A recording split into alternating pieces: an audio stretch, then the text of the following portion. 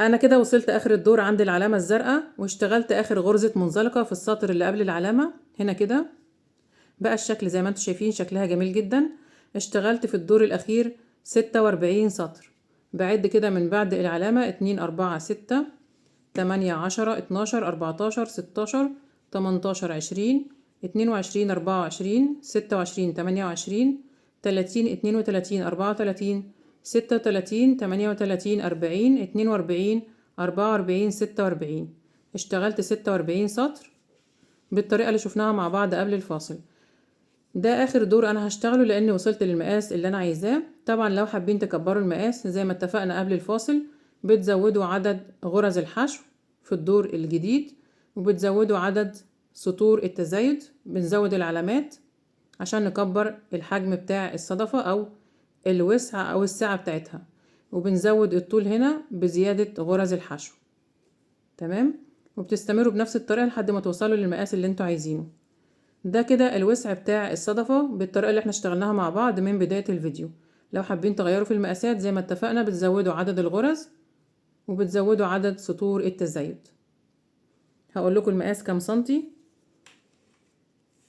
المقاس من هنا كده من البداية خالص من عند الدايرة السحرية لفوق 32 سنتي. بعد كده بشيل العلامة وهبدأ اشتغل غرز منزلقة على الفتحة بتاعة الصدفة كلها. بشتغل غرز منزلقة في كل السطور، غرزة في السطر المرتفع اللي هو اللي فوق ده البارز، وغرزة في السطر المنخفض على ال36 سطر، على ال46 سطر. بشتغل في كل غرزة، بشتغل في كل سطر غرزة منزلقة.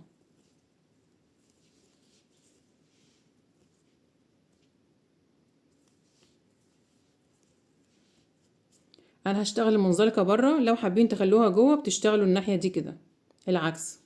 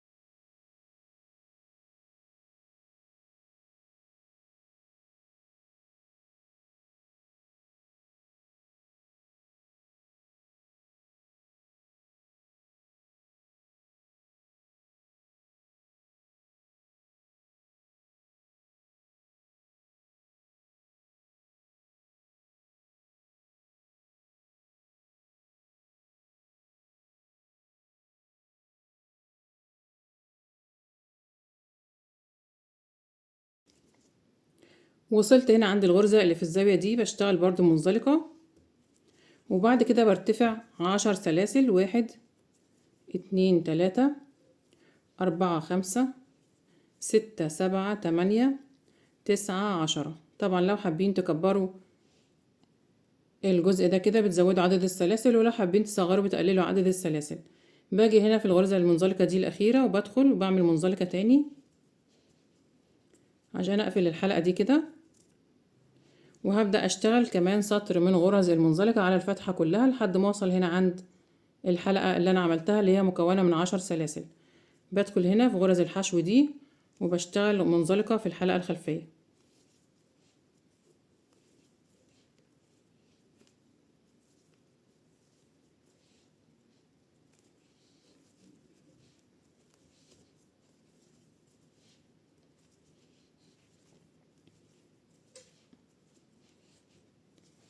بعد كده بروح على المنزلقة اللي هنا اللي أنا اشتغلتها وبشتغل تاني في الحلقة الخلفية.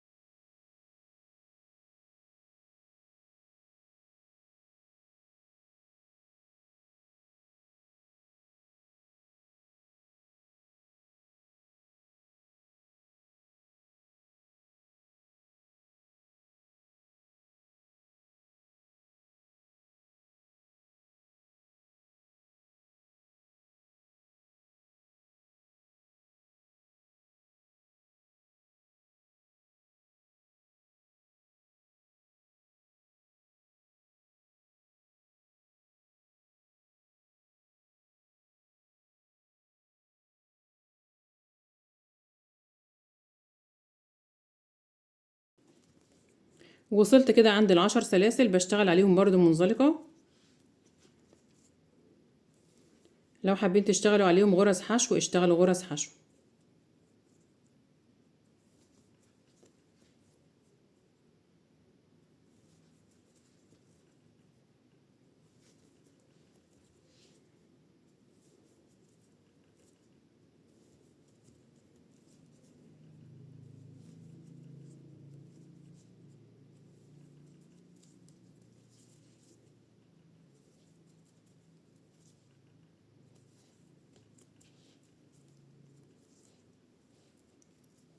خلاص كده وصلت اخر غرزة، هقص الخيط وهقفل الشغل بتاعي.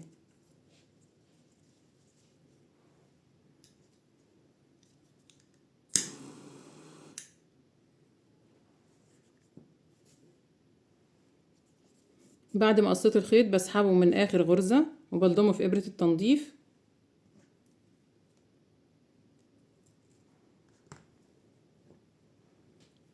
وبعديه جوه، بفوت المنزلقة الاولى هنا وبعدي تحت التانية، وبرجع تاني للمنزلقة الاخيرة وبعدي بالخيط ناحية الداخل وبنضفه بابرة التنظيف.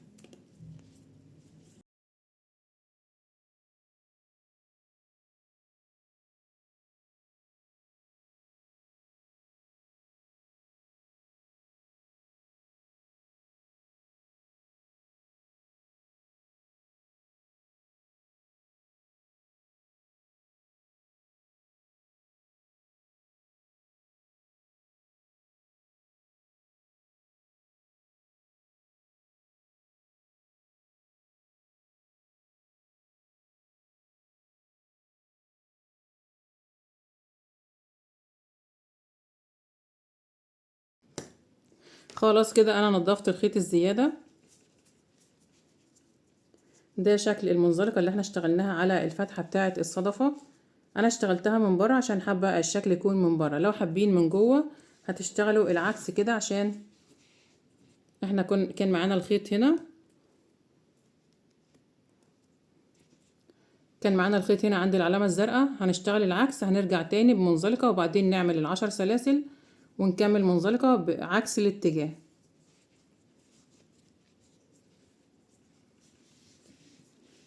ده كده الشكل النهائي.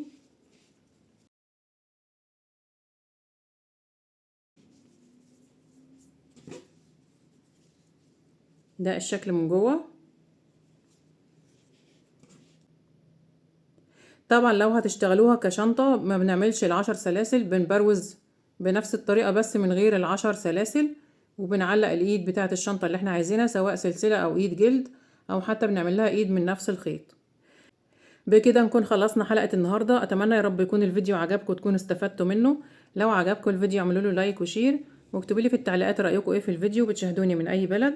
ولو لسه ما اشتركتوش في القناة اشتركوا وفعلوا الجرس على الكل عشان يوصلكم اشعار باي فيديو جديد انا بعمله. وان شاء الله نتقابل في فيديو جديد، وشكرا ليكم والسلام عليكم ورحمة الله وبركاته.